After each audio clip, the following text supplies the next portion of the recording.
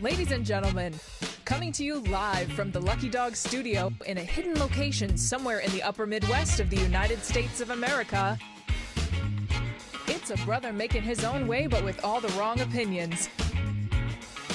Welcome to the Morning Night Live with your host, the one and only P-Dog Knight. Well, I almost forgot to play that intro. Shall we now? Here we go. Good morning, everybody. Welcome to the Morning Night Live. I am your host, Marty, also known as P-Dog Knight on the internet. Welcome back to the P-Dog Knight channel where I got a new cup.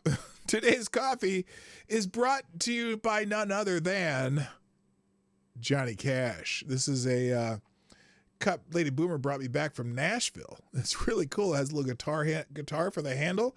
And it's the Sun Records, whatever little thing in the middle of the Sun Records thing for Johnny Cash's "I Walk the Line," and it's just damn cool. Yeah, I'm on CPT. Well, no, what happened is my lovely wife unfortunately lost her purse yesterday at the airport when she came back, and she had no way to get to work because her car's in the shop. And the thing she needed to pay for their car was in her purse. So we're going to figure that out. I'll probably have to pay for it. Anyway, so yeah, this is a cool cup. It's not that easy to hold, though, because the guitar is kind of in the way of where your hand would normally go. So I got to wrap my pinky finger around the bottom. Anyway, hey, how y'all doing? Happy Monday after a weekend of fun, of course. My weekend was pretty chill. I just hung out with my daughter and my son-in-law and the grandbabies. Went to a little town festival or whatever. That was cool. I bought another coffee cup when I was there too, which I'll show you tomorrow. But yeah, thank you for those saying hope it's recovered. We'll see. This is her travel purse. She only had her ID and maybe one of her credit cards in there, which she's already turned off. And so it's just is what it is. She's been calling the airport, lost and found, whatever, making phone calls. It's a pain in the butt, but she'll be all right. Anyway, so the main theme today, we got a couple First Amendment, Constitution things, because it seems like, and as it says over there, how the Democrats are so pro-democracy. Now the asterisk, as you know, because their definition of democracy is our people in power. They don't give a shit about democracy. If Donald Trump wins a landslide electoral and popular vote, win in November, they're still going to want to try to not let him be president because they don't really believe in democracy. They just believe in their own power, and that's what they mean by it. So they've been manipulating the system and whatnot in their favor, and hopefully it can be skirted. But and also I'm going to give you some examples though, that while they claim to be so pro-democracy, Donald Trump's going to destroy democracy, they're doing everything they can to destroy our system, our democratic system in our representative republic. So got a couple examples of that, lots of news. Then I got a ton of articles open that I'm not going to get to, but hopefully you'll find some of them interesting. We might have time to go through the headlines, but because I'm late, we might have to forego that. So anyway, let's get it going. Let's start this show.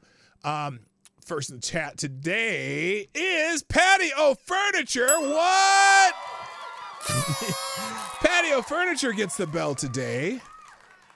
Is AD here today? I still don't see AD. I hope he's okay. I'm hoping that everything's all right with AD. Also, good morning, Somnambule Nation. Thank you for tweeting out the show, as you always do. Good morning, Mike Savage, blarg.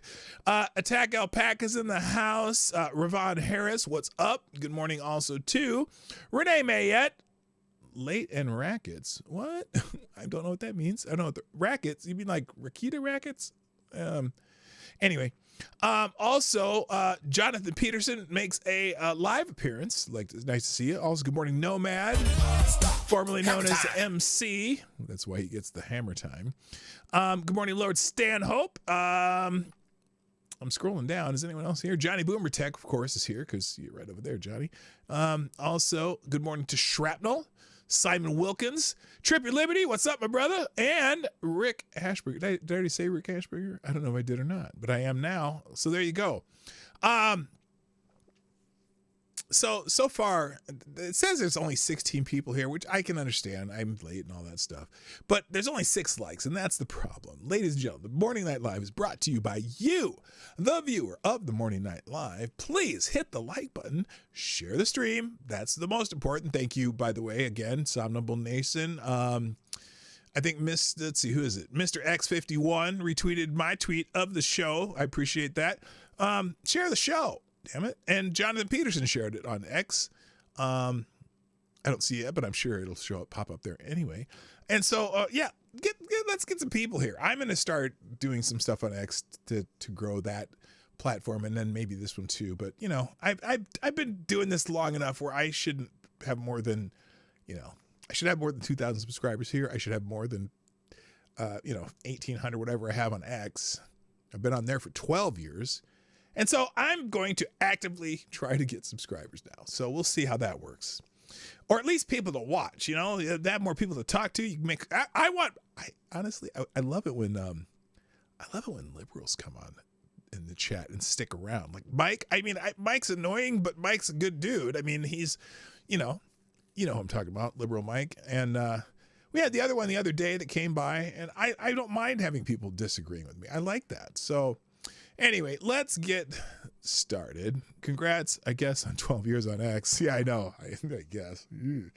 It's been 12 years? Holy shit. Yeah, I mumbled that on purpose. All right, let's get it started because we got a lot to talk about. What happened? What happened to... I had a day up here. Hang on. Good morning. Good morning. Good Lord.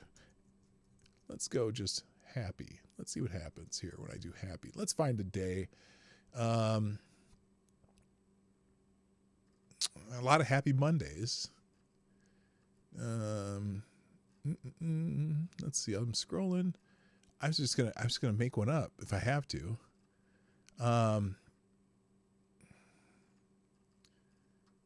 Okay, here. How about this? Today we celebrate it. Let's see. Today we celebrate the 59th anniversary of the National Endowment of the Arts.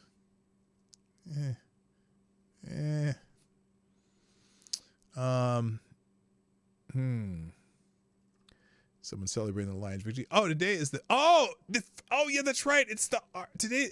Here we have a Catholic one. I don't know why I like to do the Catholic ones, but for some reason I do. We have, is this today? No, that was September 29th. Oh, we did that one. That was yesterday. That was the Feast of St. Michael. Oh, you know what happened on, I found this funny on X, the app formerly known as Twitter. So Donald Trump posted apparently a prayer that one of the popes wrote for the Feast of St. Michael.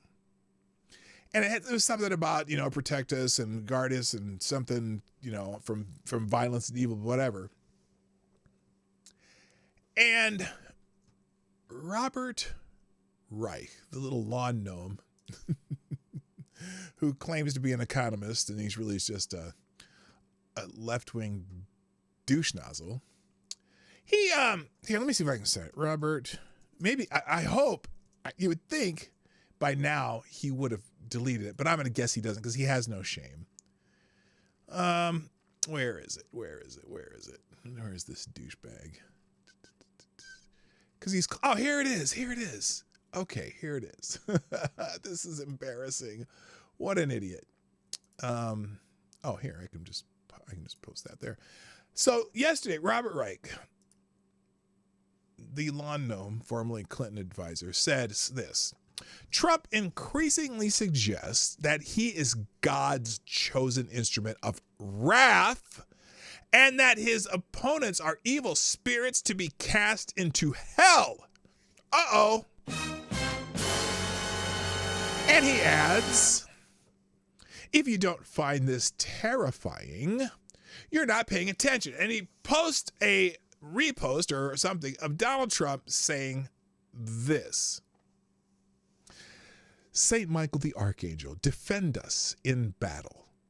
Be our defense against the wickedness and snares of the devil. May God rebuke him, we humbly pray, and do thou, O Prince of the heavenly host, by the power of God, cast into hell Satan and all the evil spirits who prowl about the world seeking the ruin of souls. Amen. Now, what's fascinating about this is, now remember, also Donald Trump's had a couple assassination attempts on himself. So maybe, good point, Sovereignable Nation, never heard Donald Trump mention God at all. Although he made a joke about being the chosen one time, and it was clearly not, it was tongue in cheek. And that one time they've blown that up to him saying, oh my God, he thinks he's the chosen one by God. But here's the thing. That quote is basically the traditional prayer on the feast of Saint Michael, written by Pope Leo VIII. He said, who wrote that I would compose a prayer to scare the devil away. So a lot of people would post that during the feast of Saint Michael. Now, I don't think Trump's Catholic. I don't, whatever. But the fact that he posted this on the day of the feast of Saint Michael, he's probably not the only one who posted that prayer, because it is the traditional prayer on the feast of Saint Michael. So a couple of people brought that up, but people also brought this picture. That's Robert Reich with Bill Clinton. He's a short little motherfucker. I didn't know he was that fucking short. I mean, I knew he was short. I didn't realize he was a lawn gnome. So anyway, I don't know why I brought that up. I just found it humorous. So there you go. Good morning, Spidey Man. Good morning. Nice to have you. And I already said Simon Wilkins, so we're good. All right. So that's that. I'll leave that in the links. Also in the trending, though, sad news for those music fans, probably from the 70s, or actors from the 80s. Mr. Chris Christopherson has passed away. John Rich, the country artist, wrote a tribute to him. So sad to hear Chris Christopherson has passed. He and I became friends over the years, and it was a distinct honor every time I got to work or hang out with him. He was one of the greatest lyricists to ever live and a true class act. He set the bar so very high. Miss you, brother. Now, he's popular in country music, and he had a couple of crossover hits back in the 70s. Is he the one who did Help Me, Lord? What have I ever done to deserve even one of the pleasures I've known? Is that Chris Christopherson? Is that? Let's look that up. I'm not even sure. Let's see. I think the song's called Lord Help Me, Jesus. That might not be him though. He's the one who did that? Lord help me. Yeah, it is Chris. That is a Chris Christopherson song. Ha! I pulled that right out of my pine parts. That's pretty good. So anyway, that was one of his most famous songs, I should say, not favorites, famous songs. So anyway, rest in peace, Chris Christopherson. Moving on. Also, now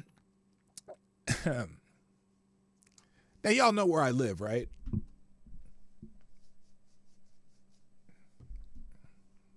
So I have one word for you. And I'm not talking about chewing tobacco. Skull. The Minnesota Vikings are 4-0. Now I'm not I'm not a Vikings fan necessarily. That's the only problem. I'm not a Vikings fan, but I live here. I've lived here for 35 years. And so I am going to root for the Vikings when they are winning. Which is quite often, although they never quite get over that last hump, if you know what I mean. But the Vikings are 4-0 after beating the Packers yesterday, which usually, the Vikings are well known for disappointing people. And so I'm not going to keep my hopes up. But I live here, and so I will root for them. Skol Vikings. Skol is I guess a Scandinavian cheer, I guess, whatever Skol means. But anyway, that's trending. So I just thought I'd share that with you. If you're a football fan, I don't know. All right, moving on. Now, oh, by the way, speaking of sports, which I don't talk about a lot on this show, but here's a sports with a, social commentary aspect to it. The Boise State women's volleyball team forfeited a game. Now, why would they forfeit a game? Well, they are protecting their players from a trans opponent. The safety of the Idaho female athletes is paramount to the appeasement of the woke agenda, Senator Mike Crapo, Republican of Idaho, said. So anyway, the Boise State women's volleyball team announced on Friday that it would forfeit a match over the weekend against San Jose State. Quote, Boise State volleyball will not play its scheduled match at San Jose State on Saturday, September 28th, the team said in a statement. Per Mountain West Conference policy, the conference will record the match as a forfeit and a loss for Boise State. Now, this team's 8-5 overall, but they're 0-1 in the Mountain West Conference, and they're going to play their next game against Air Force on October 3rd. Outkick sports reporter David Hookstead said that sources told him that the team forfeited the game because the team's best player, meaning San Jose State's, is a male. Remember we talked about this the other day? They have a transgender transgender identifying male on their team who can jump out of the gym and has very forceful spikes, outside hitter. Sources close to the situation tell me the players have complete support of the school, coaches, and parents. So the players said, fuck it, we're not playing against a male. We're not doing it. Fuck y'all, we'll take the forfeit. Now, here's what I want you to watch for over the next couple weeks. Will Boise State and their players get destroyed over this? Or will there be support for them? I know media-wise, they'll probably get beat up a little bit, kind of like Riley Gaines has been getting beat up, but then again, Riley Gaines has gotten some positive notoriety too. So here's the statement that they made. We already did that. Now online, apparently the team, hello Green Badger Outdoors, by the way, and my favorite Canadian Jaeger ponies in the house. Online, the team received overwhelming support from their governor, U.S. senators, and representatives. Brad Little, I applaud Boise State for working in the spirit of my executive order, the Defending Women's Sports Act, said Governor Brad Little. We need to ensure player safety for all our female athletes and continue the fight for fairness in women's sports. Senator Mike Crapo, we already saw that one. Representative Russ Fulcher, Republican from Idaho, said on social media that men should not be allowed to compete against women in sports. I commend Boise State for their decision to protect women in sports and ensure a level playing field for their athletes. So we'll see what happens with that. I didn't really follow it on X to see if they were getting shit or if they were getting praised. Obviously, they got praise from their politicians.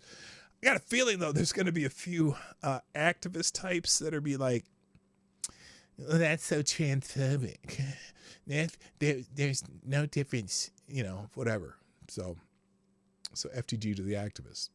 All right, moving on. Also, the news, Hurricane Helene has wreaked havoc across Florida, across South Carolina. Also, interesting enough, I'll just leave the thread open here. Also and it's being compared to Katrina as far as the damage, but the damage is also happening in places like Asheville, North Carolina, which is 400 miles inland from any ocean. But because of the torrential rains it got, the town had major flooding. Here's some example of the flooding in one part. A lot of damage, trees down, whatever. They're trying to drive through. Some more examples, just some photos of some of the devastation in Asheville. Cars flooded and whatnot. It's the whole town here underwater just because of the torrential rains, roads washed out. And what's fascinating about this is some of the response from the government. Now, I hear this. In Well, I'll tell you what something Joe Biden said that was really weird. But here's an article in the American Thinker talking about how Kamala and Joe are pretty much ignoring the disaster in Asheville, North Carolina. Asheville, North Carolina was exceptionally battered by Hurricane Helene. Joe Biden has authorized FEMA funds for the flood-stricken regions that the hurricane hit, and he and Kamala Harris both issued generic "we're so sad" statements. But that's it. Indeed, the whole Democratic establishment is missing. I wonder if that has anything to do with the fact that the land underwater is Republican territory. And what does that say to America, that we have an administration that cares for only those Americans who give it their votes? First, in case you missed it, here's some of the footage showing the devastation just in Asheville, along with queries about Kamala's absence. Now, Ian Miles Chong, I don't know why he talks so much about the United States, but he does. Though he's over in somewhere in the, I don't even know where he is. Anyone know where Ian Miles Chong is based? Is he in Indonesia or some shit like that? Anyway, he says, I don't think many people realize how badly Asheville was hit by Hurricane Helene. Where's Kamala? So here we can dispense with the music. But you can see this is, in the town, people are driving around in boats, apartment complexes underwater. I mean, they got majorly hit. I don't know why that's way over to the left. Here, fix this. There, you can see a little better. So that's that. And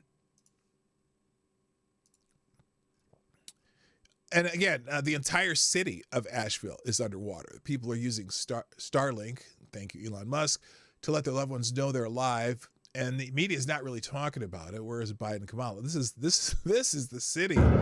Tonight, an unfolding catastrophe in Asheville, North Carolina. Homes and buildings swept away by raging floodwaters that have submerged the town. It's beyond anything I've ever seen in my lifetime. Parts of the town not underwater, completely cut off. Somebody on a Facebook post said something about having to fly out of Asheville because you can't drive out of Asheville.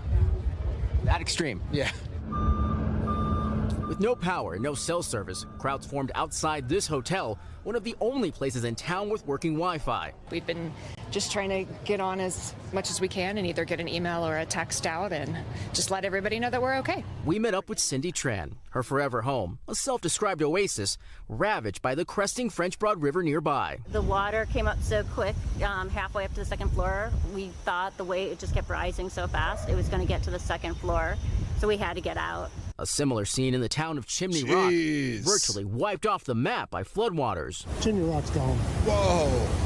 I hadn't even seen this Meanwhile, video yet. heavy rains triggering a massive mudslide that washed out this stretch of I-40, a major highway connecting western and eastern parts of the state. One bit of good news, two dams that were in danger of collapse, the Nolichucky and Lake Lure dams, now appear to be okay as water levels slowly recede. Helene's flooding rains bringing devastation to Tennessee as well. In Irwin, the scene of this dramatic rescue. Patients and staff rushing to the roof as floodwaters engulf the Unicoi County Hospital. Boats and helicopters converging to quickly get them to safety. I was very concerned that we was going to lose the hospital. It's crazy. In South Carolina, crews dug this tree off a car. Strong winds leaving more than 1 million people there without power. Back in Asheville, residents resorting to kayaks to get around flooded streets as they figure out how to move forward. Are you okay?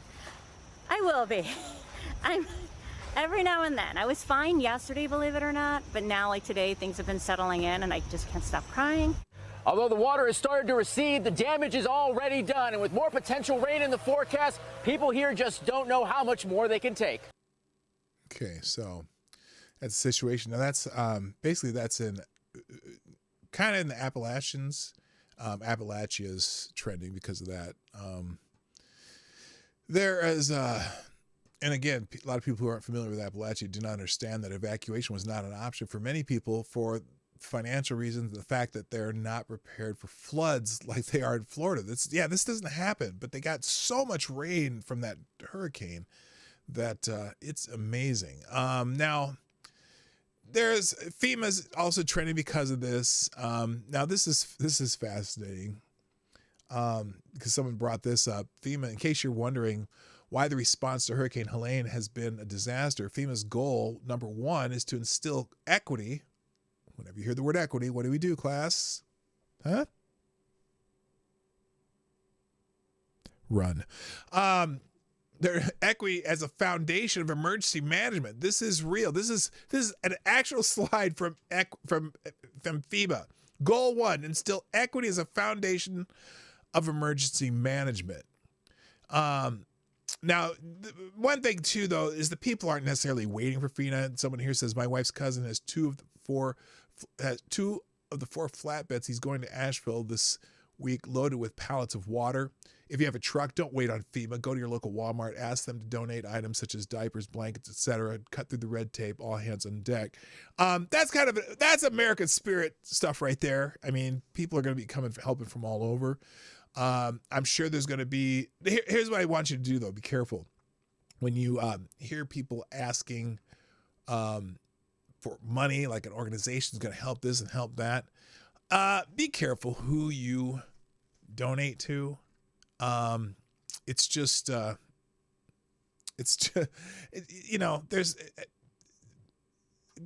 will be some scams out there, but one of the reasons too is being compared to Katrina is because right now the federal government, at least Joe Biden himself, has made, let's just say he had a questionable answer to one of the questions about this. Let me find it here. Here it is. Here's I think this is almost on the same day as you watch this. This is fascinating. Here is Joseph Rahim Biden talking about two different things, and you got to wonder where America's priorities are. So here we go. I'm proud to announce a new $2.4 billion package of security assistance. That's for Ukraine.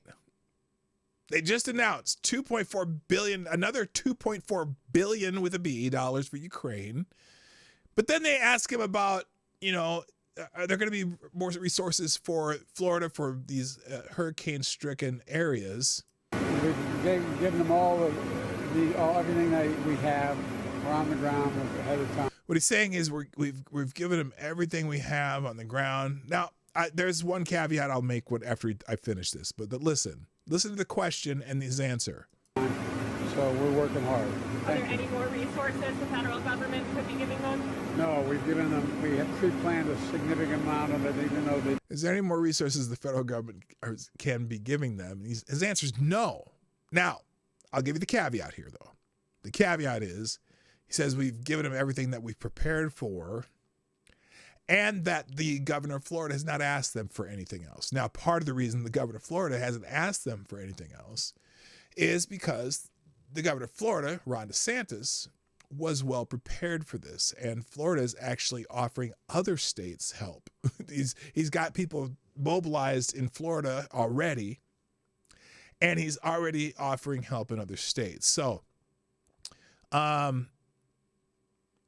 it's interesting. Now, here's another issue too. The FCC kind of screwed North Carolina over. Here's an FYI. It says North Carolina would have 19,522 Starlink kits available today after Hurricane Helene had the FCC not revoked in bad faith the grant that was awarded to SpaceX as the winning bidder. So it's like, now, what is this graphic here? FCC Rural Digital Opportunity Funds Phase 1 auction. So they had 19,000 plus units assigned, but the FCC said nope. So that would have been important. Someone here says we have SpaceX going up to rescue stranded astronauts and Starlink being installed to get service for victims of Hurricane Helene. It's almost like private companies and the other free market are more effective than our government. Wow. Oh, you know it. So, yeah, that's pretty, obviously you appreciate the fact that a private company is doing that work. So, let's move on. A lot of people are talking about something Trump said the other day, or was it yesterday? Here's how they're describing it. Donald Trump gave one of the most dangerous speeches of the 21st century by describing his strategy for reducing crime as Kristallnacht, one extraordinarily rough, one really rough, nasty day, one rough hour, you'll know it'll end immediately. So here's what Donald Trump was. Let me see if I can find a full clip here, because a lot of people are pointing this out. Trump says his idea for stopping crime is to allow one really violent day, one rough hour. I mean, really rough. I don't think he meant like the purge, you fucking morons. I think he meant like law enforcement cracking down on crime, but that's my opinion. Let's see what he actually said. And again, this is only, you'll notice too, when you listen to this, tell me if you can tell specifically what he's talking about. I'm having trouble. Good morning, Selecta Boy. Yeah, let me know if you can tell me specifically what he's talking about. Do it because the liberal left won't let him do it. The liberal left wants to destroy him, and they want to destroy our country. You know, if you had one day, like one real rough, nasty day with the drugstores as an example, but they have to be taught. Now, if you had one really violent day, like a guy like Mike Kelly, put him in charge, Congressman Kelly, put him in charge for one day. Mike, would you say, he's right here, it's a chain of events. It's so bad. Notice there's a cut there too. Notice there, they clipped it, they edited it out, what he was saying. So this is interesting because it always happens, and I don't have the full clip. Let me finish what they've what they put out here though. I'm gonna show you. You'll see the cut here though. See, there's a chain of events. There's a cut there. So bad. One rough hour, and I mean real rough, the word will get out and it will end immediately. End immediately. You know, it'll end immediately. Now, this clip's flying all over the internet. All the lefties, all the Kamala Harris HQ, and all the fucking lefty shills are all pointing out to that clip. Here's my challenge to you right now. Do you have any idea what specifically he's talking about? Any idea? He said something about drugstores. I don't know what that meant. What is he talking about in this clip that they've edited very carefully so you have no idea what he's talking about? Because one of the things that we know has happened in the United States is that there's a certain foreign entity with billions of dollars whose name shall not be named, who has, let's just say he's funded a whole bunch of attorney generals and city's attorneys, whoever leads their justice departments in the various local communities, who refuse to prosecute crime, right? And I think some places, the police forces too have said, we're not going to get prosecuted, so why do we even bother arresting anybody? That is absolutely the case in San Francisco. When our car got broken into when we were there in 2019, we went to the police station, and they kind of chuckled because they said, oh yeah, we get 4 or 5 of these days. We don't even look for them anymore. We don't even try to find them. We're not arrest them because even if we arrest them, they get released. So clearly, it sounds like a rough police crackdown on crime. Yeah, exactly. That's what it sounds like. But they clip it off, so you don't even know what they're talking about. So they make it sound like, oh, we're just gonna let them have the purge. Just let crime go wild for a day, or even just we're gonna condone violence for a day. But they cut off what he's talking about because obviously there's an agenda here, right? And so I'm scrolling down. I mean, there's 30, 40 people posting that clip, but the exact same edited clip. So again, they love to take Donald Trump, his words, but cut it up so there's no context and making it the least charitable thing they possibly can. And I call bullshit on the whole clip. Let's move on. A Republican, or former Republican, or I don't know if he's a Republican anymore, Jeff Flake, the appropriately named Jeff Flake, is trending. Well, why is okay? You can tell me in the why is he trending, chat? You know, hello, lunatics in the house. Good morning, you're a ridiculous moon enthusiast. Nice to see you. Jeff Flake, the former U.S. senator or congressman or whatever from, I think he's from Arizona, isn't he? He's very appropriately named. He's in the news because he endorsed Kamala Harris. Yes, one of those Jeff Flake has always been a bit of a rhino, and he kind of had his spat with Donald Trump back in 2016, and then he never got reelected. Anyway, he posted this yesterday. Oh, I'm supporting Kamala Harris. Oh, here, let's listen to Jeff Flake, because I'm going to tell you right now, I want to hear what he has to say and how this relates to what he was in the United States Senate, whatever. But he's a lightweight, I got to tell you. I'm a conservative Republican who has... No, you're not, Jeff. No, you are not. If you are a conservative Republican, you would not be voting for Kamala Harris by any stretch of the imagination. Now, you may withhold your vote from Donald Trump because you have some fantasy that Donald Trump's a threat to democracy, but you are the exact person I'm talking about when Democrats use the word democracy and their definition is our people in power. Jeff Flake, when Democrats say our people in power, you are included in that group.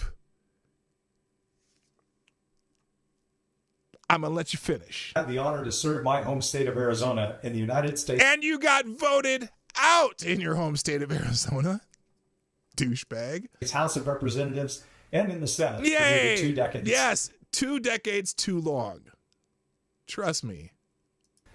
I believe that America is a great country. Yes, it is. I believe that our best days lie ahead. Absolutely. I want to support a candidate for president who believes the same.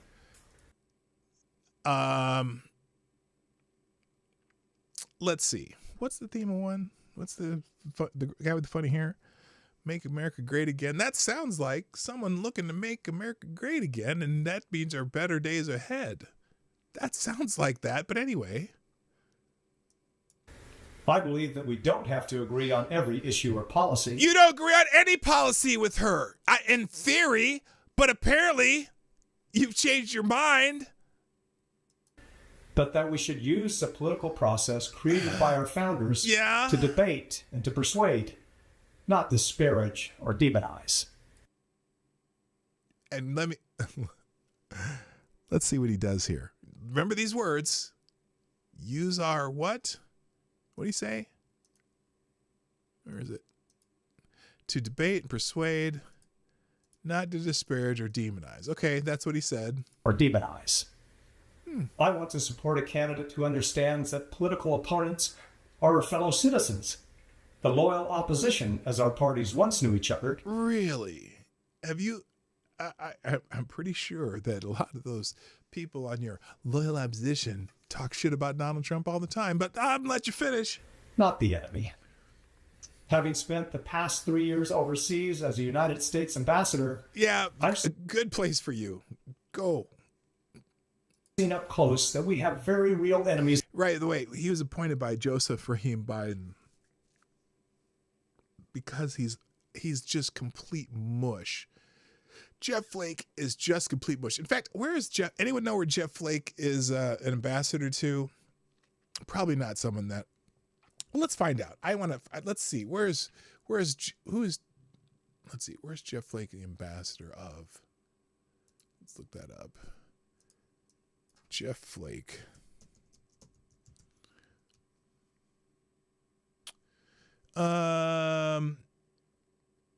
Diplomat.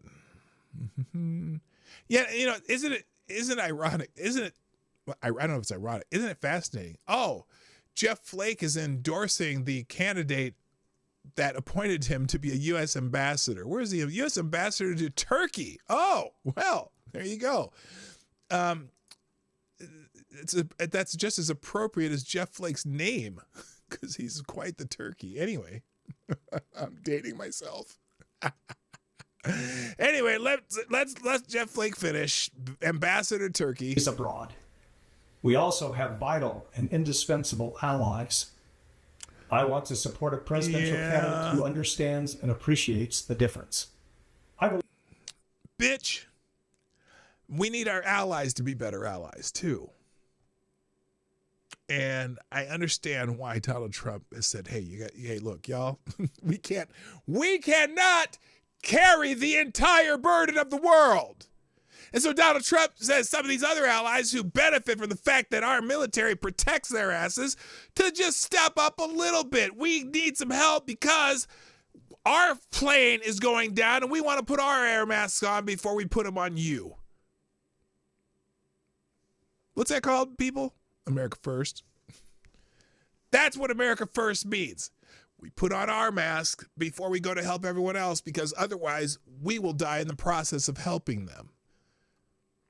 But Jeff here just thinks, hey, we have a Federal Reserve. We can just keep printing money. I believe in our constitutional system and in the rule of law. Yes. And I want to support and they tried to use the rule of law. They tried to use the constitutional system. They tried to use the court system to figure out whether or not that election was a fuck show. And, it didn't work, but they tried to work through within the law. What's your point, Jeff Flake? A candidate who respects the will of the voters and would never attempt to use the powers of the presidency to overturn it. Question, not overturn, to question. Okay? That's just it. If you believe, let's say, Jeff, if in 2024 there's an election and Donald Trump wins, okay? Let's just give you a scenario. If there's an election and Donald Trump wins, but the Harris campaign believes they have found multiple instances of election fraud. Let's just use this scenario. This is a hypothetical, YouTube. Would you expect the losing candidate to challenge the election if there's credible evidence of possible shenanigans? Do you think they should have the power to do it? Do you think Al Gore, for example, in 2000, do you think he should have just laid back and just said, well, it looked close in Florida, but, we're not going to do a recount because we're not supposed to question elections? Now, he failed, but he tried to use the legal process, and same with Donald Trump in 2020. They tried to find these issues. They tried to use the courts to slow it down and get accurate counts. They wanted hand recounts in states. Some states refused to do them. They're like, oh, we're going to go to court. But then the court said, well, you don't have standing to do that. What do you mean you don't have standing to do that, motherfucker? We're the candidate. You don't have standing. We're going to just dismiss these cases. But that's called using the legal system to do it. And in the end, when it eventually failed, what did we have? What did we have when that was over? What did we have when all of the possible legal challenges were no longer viable? We had what's known as a peaceful transfer of power on January 20th, 2021. That's why there's an administration called the Biden-Harris administration. So, but did Al Gore try to overturn an election? Absolutely he did. Fucking douchebag. Election after having been turned out by the voters. Finally, I want to support that creepy smile. Why are you smiling? Yeah. Presidential candidate who seeks to unite our country rather than one who divides us. Really? Because I'm seeing an administration. Now, if she's going to be a continuation of this administration, they constantly divide us because they think that you MAGA people should be in jail. One who represents the ideals of a new generation of leadership. I don't give a fuck about a new generation of leadership. Okay? I want leadership, period.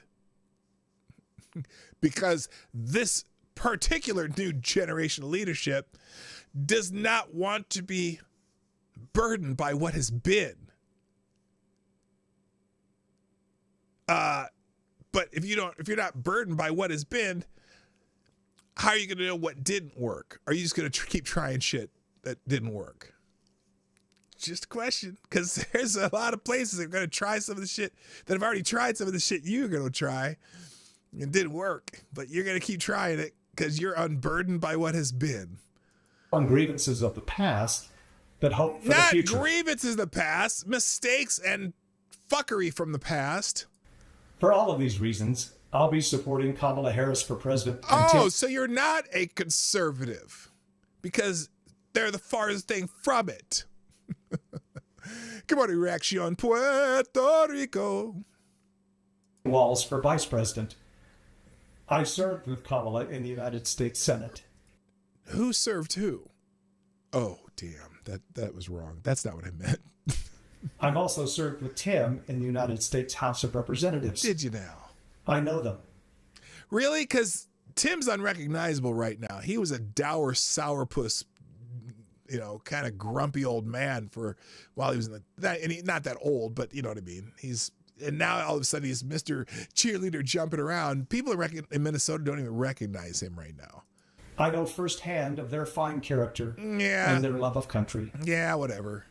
I would encourage all Republicans. Yeah. Oh, so are you insinuating that the other side doesn't love our country? Is that, I don't know what you mean. And fuck you with encourage all Republicans. Sorry, Jeff, I'm not doing it. Okay, enough. You get it. He is he's shilling for Harris. Let's move on. Primanti Brothers is trending. Now, this is a restaurant in Pittsburgh that people are talking about right now.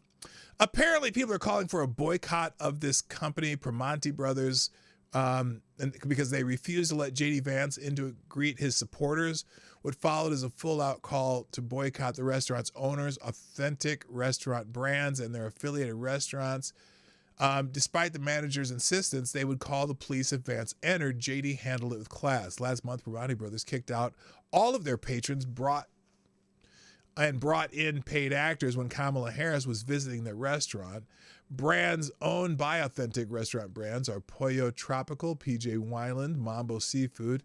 So I'm checking Pollo Tropical off the eating list. Others I've never been to, and thankfully now I won't have to. Well, anyway, here's what happened. So they had a bunch of people waiting. Hey, so this is Chairman Logue. I'm at the Primanti Brothers near McKeesport, and you can see there's a whole bunch of Trump people here. J.D. Vance is here. He's in this SUV, like, right in front of me, okay? He's in that SUV. There's a whole like ton of Trump people here. We're all here to see J.D. Vance. This was like a pre-planned event, and Primanti Brothers has ordered that we leave. We are now banned from Primanti Brothers. J.D. Vance, if he steps foot inside Primanti Brothers, then they will call the police, and he is banned. J.D. Vance is banned from Primanti Brothers. You can see this is all planned. You got the state police; they're here. There's extra security. There's, like I said, Vance is in the SUV in front of me. We got Secret Service here. We got all these Trump supporters, and he has to leave. The Republican.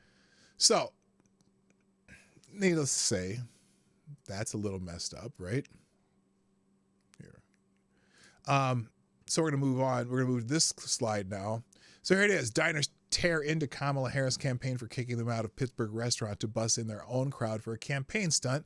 A group of diners sitting down to enjoy Pittsburgh, Pennsylvania's famous Primanti Brothers sandwiches were surprised and outraged Saturday after they were told by staff to leave by 4 p.m. It was a typical Saturday afternoon as a handful of patrons sat down for beers, food, and blah, blah, blah. So they kicked people out of the restaurant for a Kamala Harris event, and then apparently then they would not allow. Now here's the there's a bit of it. There, hang on, pause. Damn it. Here's a slight epilogue to this though. Apparently this wasn't necessarily an authorized move by the people who were at this place that wouldn't let J.D. Vance in. And apparently eventually the manager, well, I'll read the manager's statement, but here's J.D. Vance talking about this at the site outside of Primanti Brothers. Everybody's food, we gave him a nice tip. And of course, when I gave him a nice tip, I said, no taxes on tip. It's all right. Don't hold it against her. She just got a little nervous, but it's a great local business. Let's keep on supporting it. And most importantly, so JD Vance is saying 5th, you don't need to boycott this business. Thing. So here's a statement from Primanti Brothers. Let's get that full here. Primanti's prides itself on being a staple of the Pittsburgh community and as a proud American business that has hosted sitting presidents, politicians, and political candidates from across the spectrum for over 90 years. Our doors are open to all patrons who wish to dine with us. Without any advance notice, is that what it was?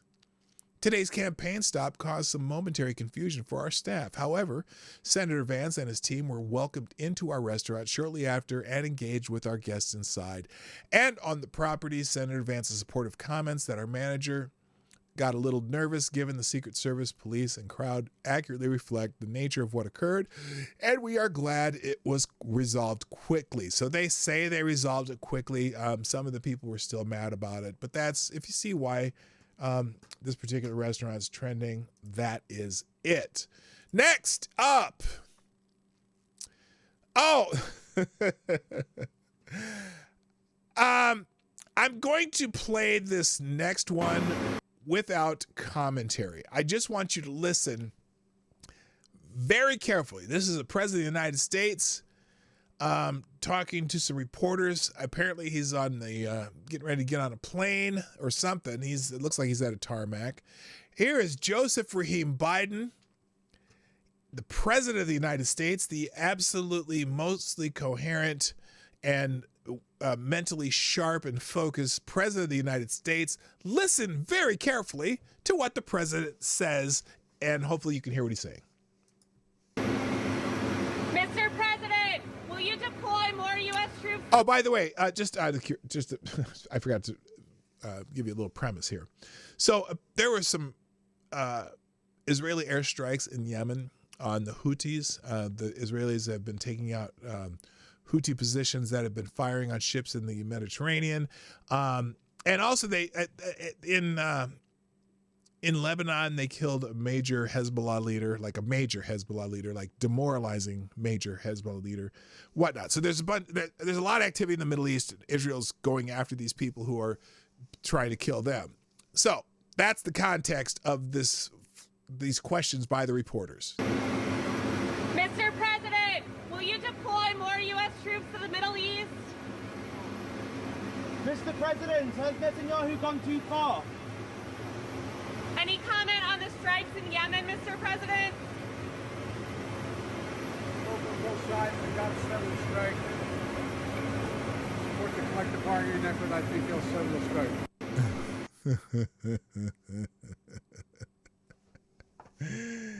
If you didn't hear what he said there, somebody wrote this down. Any comment on the strikes in Yemen? Answer: I've spoken to both sides. They got to settle the strike. I'm supporting the collective bargaining effort. I think they'll settle the strike.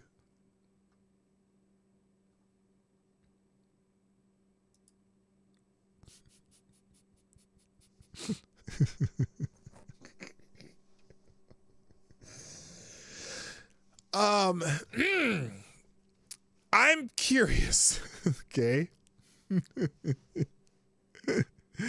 I am curious. When he says, I've spoken to both sides, they gotta settle the strike. I'm supporting the collective bargaining effort.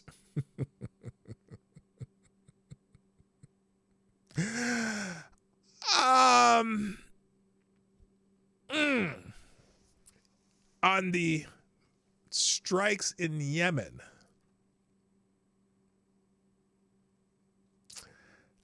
I don't know that I need to say anything else. The Houthis want better pay. I guess so. All right. Now we're going to get into the First Amendment section today. Now, first of all, let's Hillary Clinton again is talking about an October surprise. This is not necessarily the First Amendment part, but we're going to watch a few videos here before we leave. Here is Hillary Clinton. She's in an interview at apparently Clinton Global Initiative for something. And this woman scares the shit out of me. I am not suicidal, by the way. Brief final question. You liken yourself to Cassandra, the Greek mythological figure who could see the future and the prophecies. Oh, but was shut up! Get out! Oh my God! They're gonna. I'm sure this point is. Oh, she was so right about so many things. Yeah, and we were right about how many wars we didn't get into because Hillary Clinton was never president. Hello, did I say hi to Brooke Gordon Addict? I think I did. If I didn't, hi. And Green Badger Outdoors, hi. never believed. Putting that Cassandra hat on for the moment, but we're listening. What are your predictions for the future, Nostradamus? What is something you see JB. happening in the near future that we should be taking more seriously? What? Well, I do think that the Spit press needs a consistent I mean, the press that's not supporting Trump blatantly, very persistently, the press that's trying to be the press, be objective, be, reporting the facts, the press needs a consistent narrative about the danger that Trump poses. They're not reporting on Trump the way that I want them to. I'm translating. Because people may still look at the danger and say, I don't care. It doesn't affect me. I'm going to vote for him for X, Y, or Z. But okay, but at least people need to be woken up and given the facts about what he has done, is saying, and would do. And I anticipate that. Why? You guys tell enough lies about what he has done and is saying and will do. You want him to lie for you. I don't know how I'm going to finish that sentence. That, something will happen in October, as it always does. The Russians. The Russians! As I said earlier, are very active in this election. We know the Iranians are active. For the Democrats, and the Chinese for the Democrats. Oh, Chinese uses TikTok. Are they using it for Donald Trump? No, they hate Donald Trump. As well. Chinese uses TikTok, or they certainly did against Biden and Ford. What? TikTok used it for Biden, against Biden and for Trump? Oh my God, please give us some examples, Hillary. Trump, I think they're a little less pro Trump right now. Didn't Biden win? Sort of. I mean, it did. Yes, he had more votes. Hello, Black Hebrew Israelite. That's right. So you look at where people get their information, and they get their information largely from social media. Oh, and so the campaign is doing the best job it can to combat both domestic and foreign false disinformation. But I anticipate there will be a full court press in October. The digital airwaves will be filled. And why does that matter? Oh my gosh, people are allowed to talk. The press that is pro-Trump anyway, oftentimes stories are put on digitally that then are picked up by, let's say, at Fox and others. Oh. And then those stories are stories, so the mainstream press reports on them, and so that story then takes on a life of its own. Oh my gosh, someone's reporting on a story that it was a story that someone told the story. She started to sound like Kamala. As if that never happens with the left-wing press. It never. Boy, I tell you, ABC News doesn't do a report on it doesn't do a report on like a car blowing up, and then other places pick it up. Or that was CBS, whatever. That was fake. Anyway, as if that doesn't happen for every faction of the media. There will be concerted efforts to distort and pervert Kamala Harris, who she is, what she stands for, what she's done.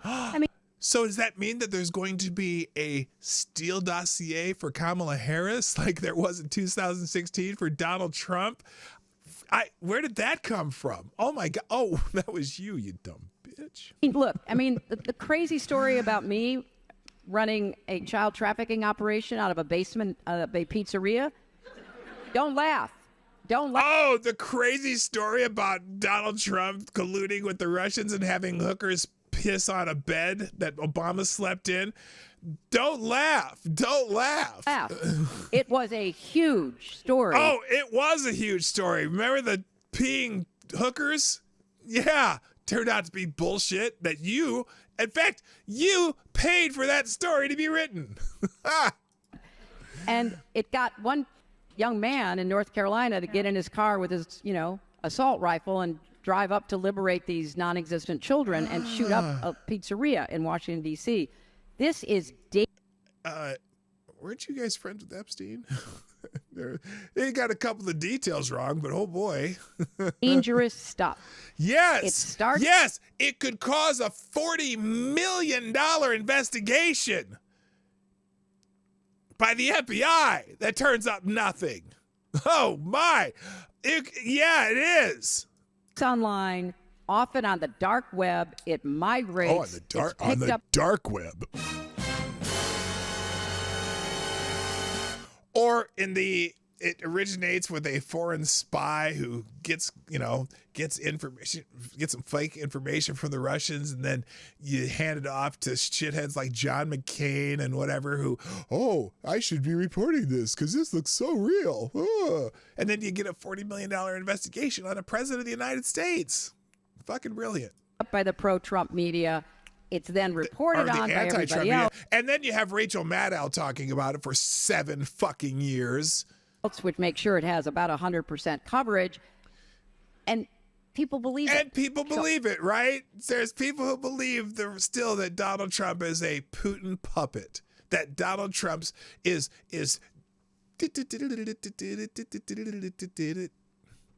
I don't know what it's going to be, but it will be something, and we'll have to work very, very hard to make sure that it is exposed as the lie that it is. Well, maybe Willie Brown and Kamala took pictures or some shit. Who knows? But anyway, Hillary Clinton, ladies and gentlemen.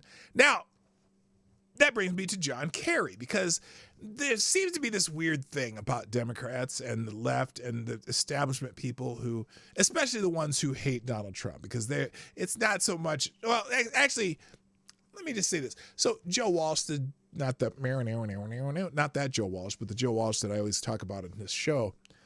One thing I do appreciate about him, although he's an idiot, is that whenever someone says some stuff about the First Amendment and, we need to have, stop disinformation and hate speech, which Joe Walsh rightly says, no, that's not right. The First Amendment means the speech you don't like, not the speech you like, right?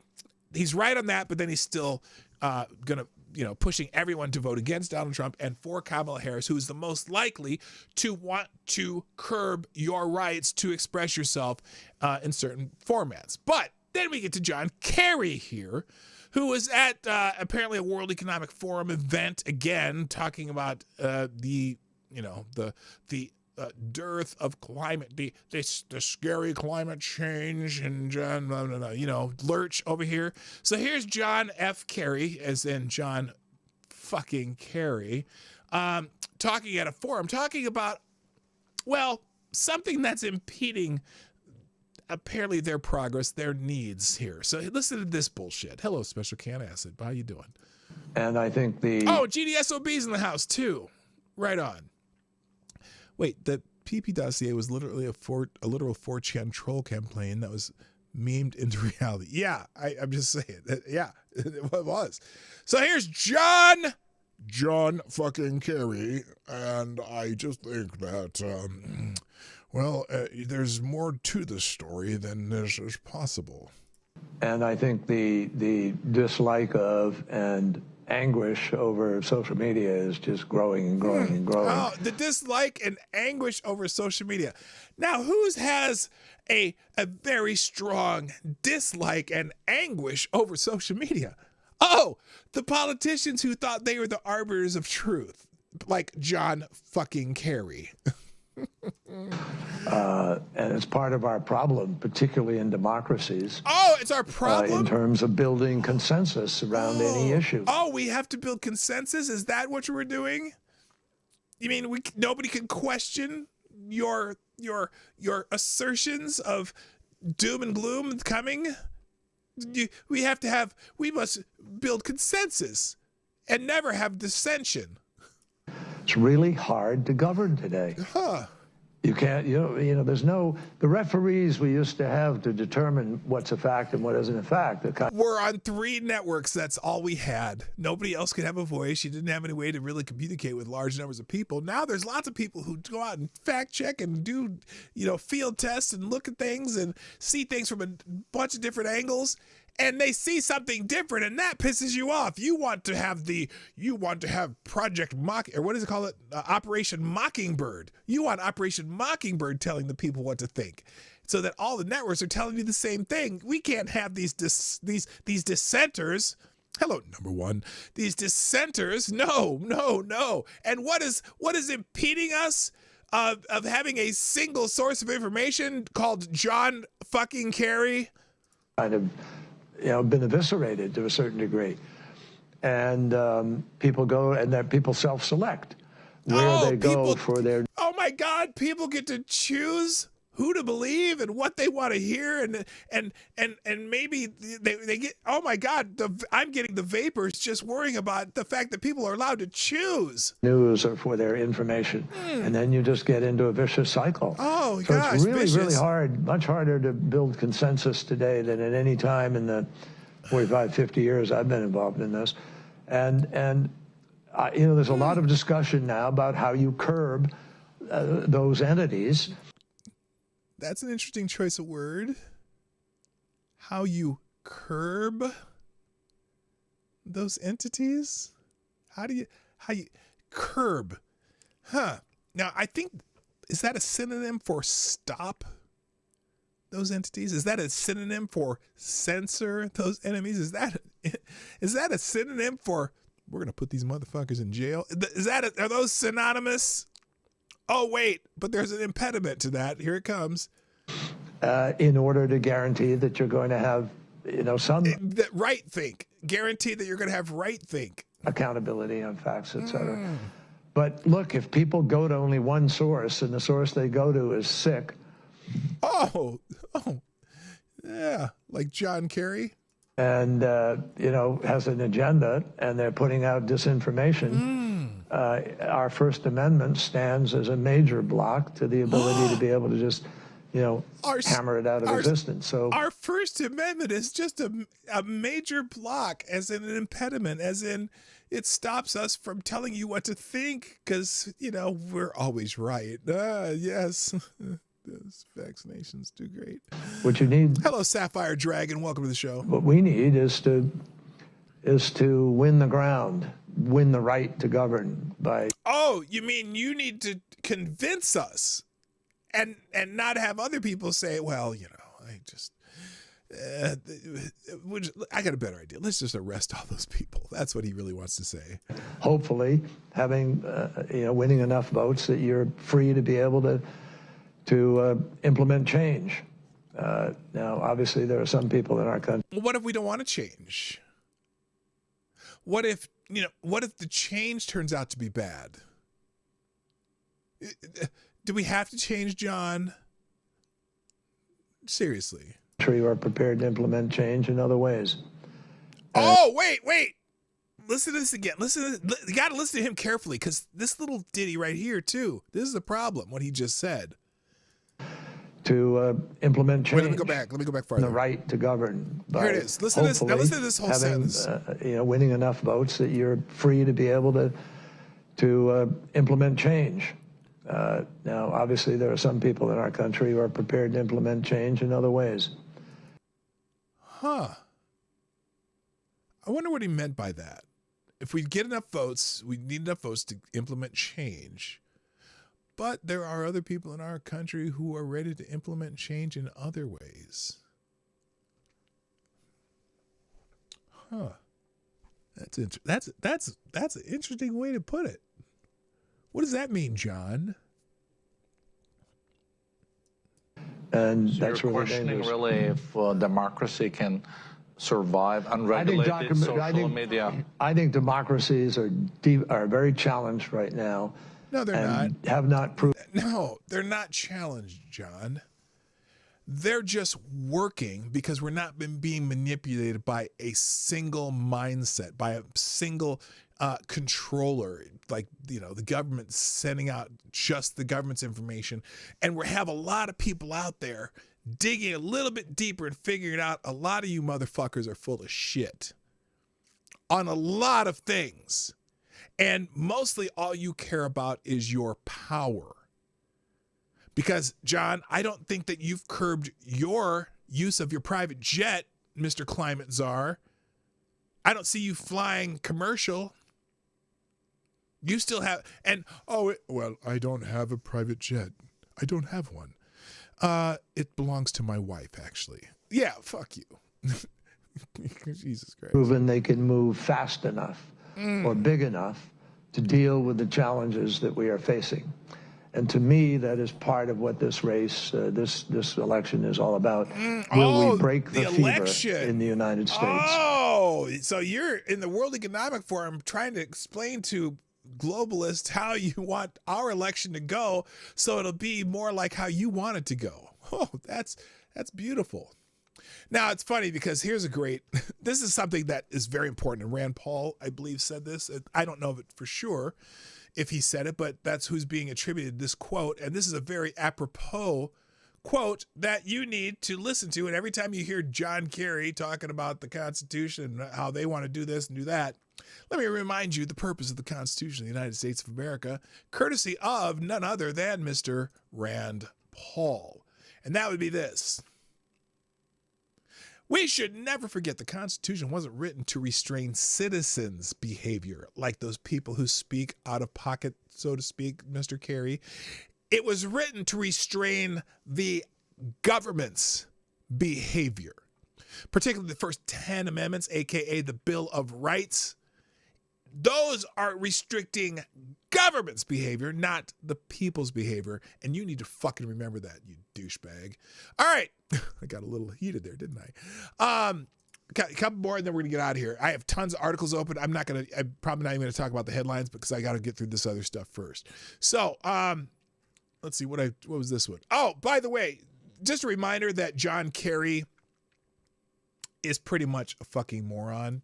Here's some questioning by Thomas Massey at a hearing about that topic of climate change. This is a pretty funny exchange. Just to remind, this is a little blast from the past, not that long ago, but here we go. Let's get back to the science of it. Science of climate change. But it's not. Hello, science. Don't hack You're me, not bro. quoting science. Wait. I'm sorry. I talked over that. You got to hear this all. You got to hear every word. Let's get back to the science of it. But it's not science. You're not quoting science. That's John Kerry, AKA Lurch. Well, you're the science expert. You got the political science degree. Look, let me ask you this. It's definitely political science. What's the consensus on parts per million of CO2 in the atmosphere? About 406 today. Okay, 406. Are you aware? 350 being the level that scientists have said is danger. Really? That's weird because the trees are green, red roses too. I watch them bloom for me and you, and all of them are powered by CO2. That's what they eat. Thank you. I wrote that myself. Okay. Are you aware? 350 is dangerous. Wow. Are you aware that since mammals have walked the planet, the average has been over 1,000 parts per million? Yeah, but we weren't walking the planet. Yeah, but we weren't walking the planet. Well, that doesn't matter. That doesn't matter. We're mammals, and we live on the planet now. And the average before we walked on the planet was average 1,000. Let me just share with you that we now know that definitively at no point during the past 800,000 years. 800,000 years, has atmospheric CO2 been as high as it is 800,000 years. When I was in the South Pole. How long has the planet been around? I'm not 100% sure. More than 2,000. By the way, I'll get to that later. I was going to give you some theological knowledge here. Okay, let me just give you the question, because, this is that question of God and all that stuff. What's a day for God? What is a day? Because, in the Bible, the first day or this, whatever. And sometimes people say that that's translated in Genesis, the first day, actually the first era. But what's a day for God? Because a day for us is one revolution around the sun, or excuse me, one rotation of the earth, right? One single full rotation of the earth. That's a day for us because we're on the earth. That's a day for us. What's a day for God? Is it a revolution of the earth around the sun? Is it a revolution of the sun around the Milky Way? Is it a revolution of the Milky Way around the rest of the universe? What's a day for the God?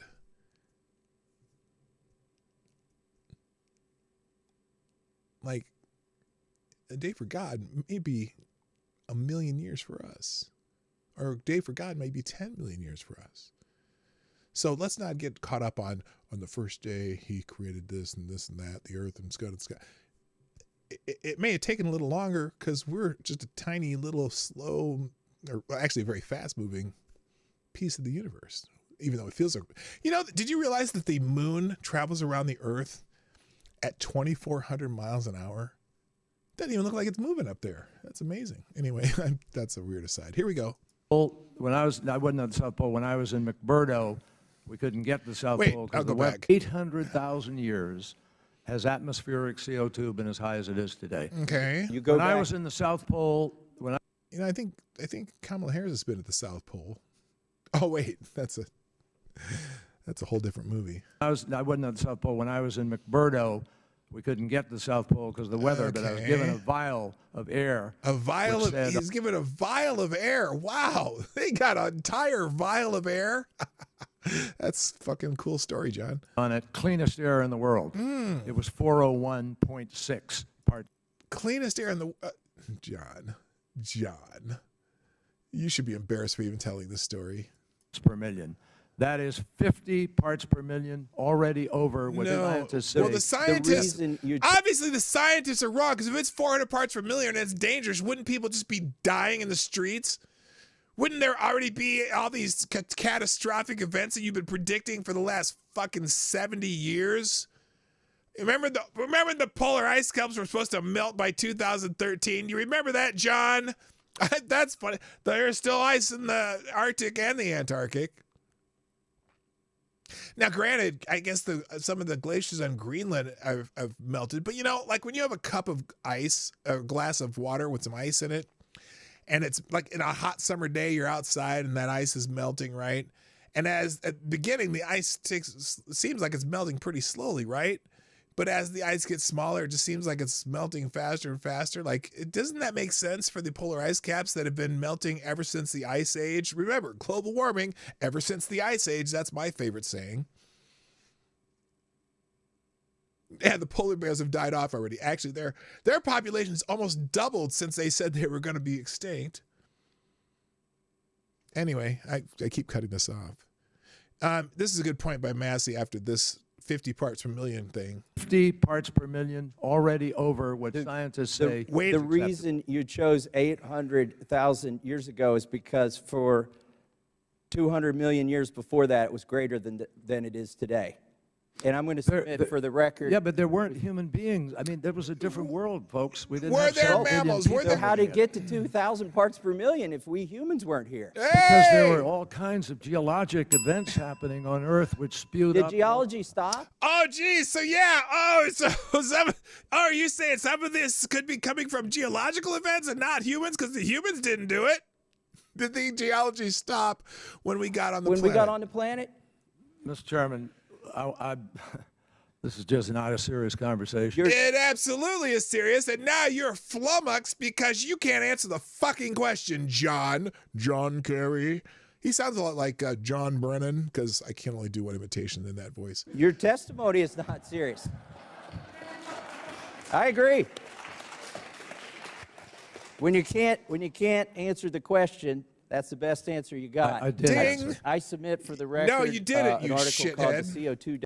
Anyway, they don't want to answer those questions. They know this is some political bullshit. All right, now we got 3 articles on the Oh my God, I don't even have time. Okay, forget it. Here's what we'll do. These are the ones. More Democrats against the Constitution. Gavin's latest unconstitutional gamut could deal a death blow to political comedy. We're talking about the AB 55, the Defending Democracy from Deep Fake Deception Act of 2024, where they've made it illegal to do deep fake parody of politicians. And so, what was great, we showed you that day when that was passed, the Babylon Bee immediately did a deep fake parody of Gavin Newsom. That's not going to hold up in court. It's a bullshit bullshit law that will never hold up in court, I don't think. Definitely not the Supreme Court. Joe Rogan also warns that Harris and Walsh would be awful for free speech. I don't think censorship turns around if Kamala Harris gets into office. I think they clamp down more. They've already said it. They already said, she explicitly said she wanted to take on Elon Musk and X because, well, they're just a little too free speechy there over there. She didn't use those exact words. I'm paraphrasing, but you know what I'm saying. What up, Cannon Hotep? How you doing, brother? So anyway, that's that. I got tons of articles. This is in Breitbart. Fran Lebowitz. I don't know why.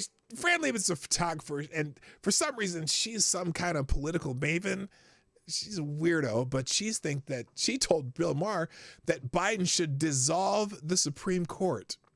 Oh my God. And you said they're the ones who say that Donald Trump is a threat to democracy. She's out there saying the author and culture critic Fran Lebowitz has articulated what a growing number of people on the left have come to believe. The Supreme Court is illegitimate and should be done away with in its current form. Wow. I'm looking forward to their proposed constitutional amendment for that. That'll be, I mean, you're talking about changing the articles, the foundation of our country, the three, co-equal branches of government. She's talking about getting rid of an entire co-equal branch of government because they aren't getting their fucking way on everything anymore. After 70 years of, or no, not even 70, about 100, since about 1945, right around when Roosevelt was president. So about 80 years, when he tried to pack the court then, he was tempted, Franklin Roosevelt was going to pack the court, right?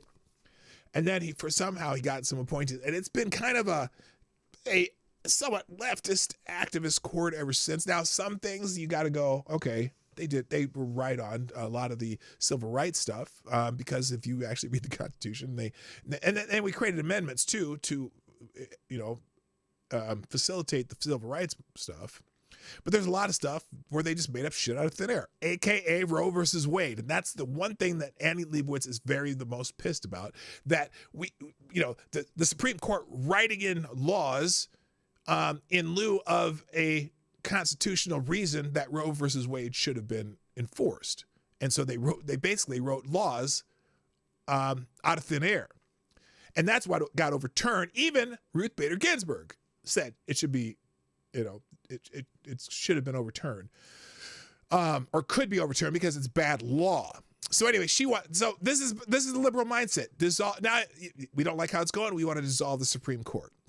In another article too.